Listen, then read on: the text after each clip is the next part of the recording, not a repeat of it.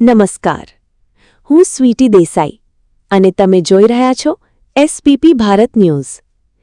એશિયાની સહકારી ક્ષેત્રની સૌથી મોટી ગણાતી બારડોલી સુગર ફેક્ટરીની સામાન્ય ચૂંટણીને લઈને રાજકીય માહોલ ગરમાયો છે। વર્તમાન શાસક પક્ષની સહકાર પેનલ સામે કિસાન પરિવર્તન પેનલ ફરી મજબૂતાઈથી મેદાનમાં ઉતરતા ચૂંટણીનો જંગ વધુ રસપ્રદ બન્યો છે। આ વખતે ચૂંટણીમાં અનેક નવા રાજકીય સમીકરણો સામે આવ્યા છે।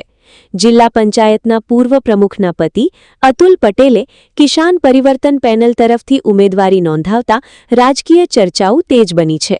બીજી તરફ સહકાર પેનલમાંથી સ્થાનિક ધારાસભ્ય ઈશ્વર પરમાર સહિતના અગ્રણીઓએ પણ ઉમેદવારી નોંધાવી છે।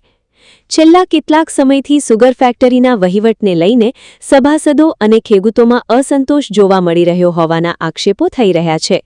ગત ટર્મના વહીવટ, શેરડીના ભાવ, નાણાકીય વ્યવસ્થા તેમજ ફેક્ટરી રાજકીય અખાડો બની ગઈ હોવાના મુદ્દાઓને લઈને પરિવર્તનની માંગ ઉઠી રહી હોવાનું વિરોધ પક્ષનું કહેવું છે।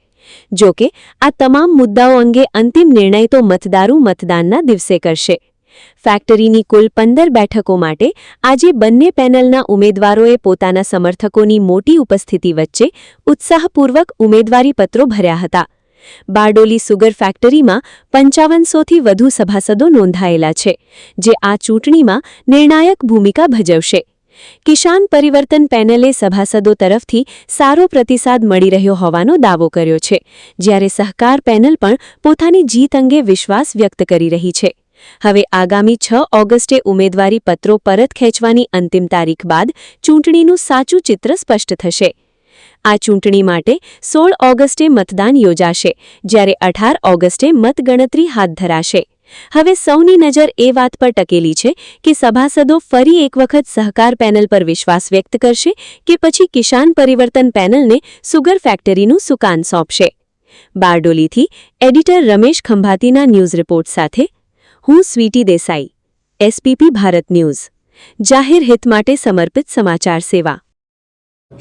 શ્રી ખેડૂત સહકારી ખાન ઉદ્યોગ મંડળી લિમિટેડ બાબેન બારડોલીની 2026ની આ સામાન્ય ચૂંટણીમાં અમારી સહકાર પેનલે આજે ફોર્મ ભર્યા છે 15 ઉમેદવાર સાથે, અને મોટી સંખ્યાની અંદર ટેકેદારો અને અમારા સભાસદ મિત્રો પણ ઉપસ્થિત રહ્યા હતા।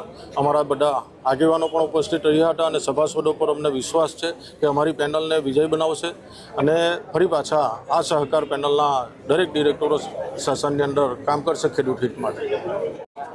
આજે શ્રી ખેડૂત સહકારી ખાંડ ઉદ્યોગ મંડળી લિમિટેડ બાબેન બારડોલીની ચૂંટણી જ્યારે આવી પડી છે, ત્યારે છેલ્લા 11 વર્ષથી પણ વધુ સમયથી ભાવેશભાઈની આગેવાનીમાં અમે વહીવટ કર્યો છે, પારદર્શક વહીવટ આપવાનો પ્રયાસ કર્યો છે।